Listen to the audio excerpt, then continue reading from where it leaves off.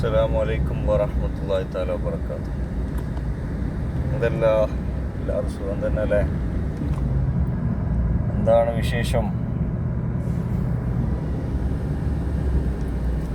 പിന്നെ ഒരുപാട് കാര്യങ്ങൾ പറയാനുണ്ട്, ഒരുപാട് കാര്യങ്ങൾ ചെയ്യാനുണ്ട്, ഒരുപാട് കാര്യങ്ങളിൽ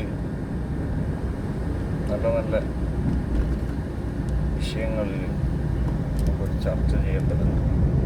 പക്ഷേ ഒരു സമയം നമുക്ക് അതിന് ക്രമീകരിച്ചുകൊണ്ട് വരേണ്ടതുണ്ട്.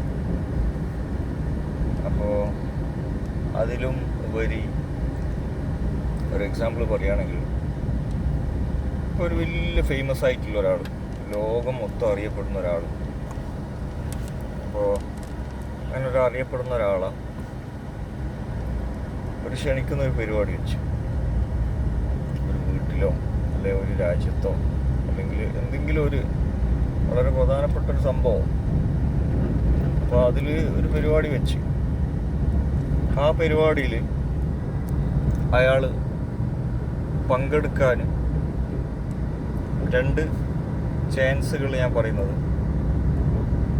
അല്ലെങ്കിൽ ആ ഒരു സമയത്ത് അയാൾ അവിടെ വന്ന് തിരിച്ചു പോകണമെന്നുള്ളതാണല്ലോ പങ്കെടുക്കൽ. അപ്പോൾ ആ പങ്കെടുക്കലുകൾ കൊണ്ട് രണ്ടർത്ഥങ്ങളുണ്ട്. ഒന്ന്, ജനങ്ങൾ മൊത്തം അറിയുക എന്നുള്ളതാണ് ഒരു ഉദ്ദേശം.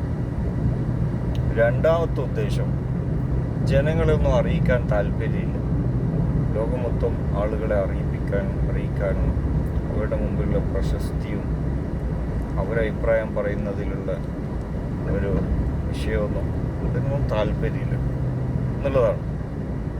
ഒരു ഉദാഹരണം പറഞ്ഞു കഴിഞ്ഞാൽ, ഇന്ത്യയിൽ വലിയൊരു പരിപാടി വെച്ചിട്ട് ട്രംപിന് സ്വാഗതം എന്ന് പറഞ്ഞിട്ടൊരു പരിപാടി വെച്ചിട്ട് ട്രംപ് വന്നിട്ട് അറ്റൻഡ് ചെയ്തിട്ട് പോയി കഴിഞ്ഞാൽ, ഒരു അരമണിക്കൂർ അറ്റൻഡ് ചെയ്തിട്ട് പോയി കഴിഞ്ഞാൽ ഒരുപാട് ആളുകൾ പങ്കെടുപ്പിച്ച് പല പൈസയും കാര്യങ്ങളും ചിലവാക്കിയിട്ടാണ് അത് ചെയ്യുന്നത്.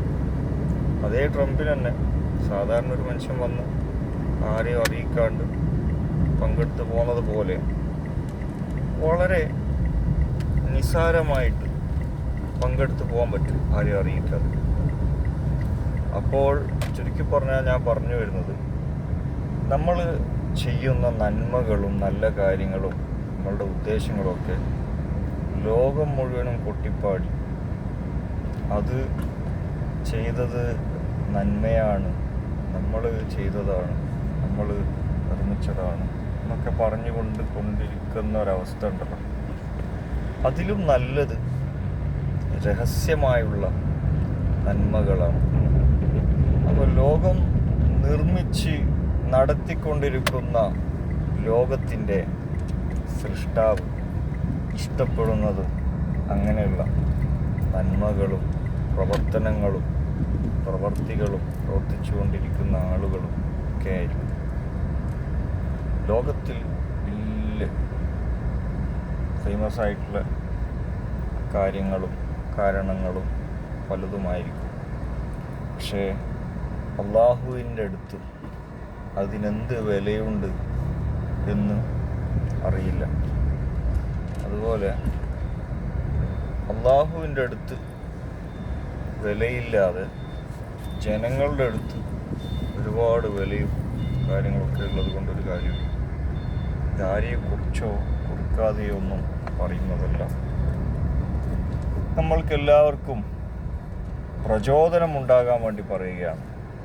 ചെറുതായതുകൊണ്ട് പ്രയാസപ്പെടണ്ട, വലുതായതുകൊണ്ട് അഹങ്കരിച്ചു പോകണ്ട, എല്ലാം നിലക്കും.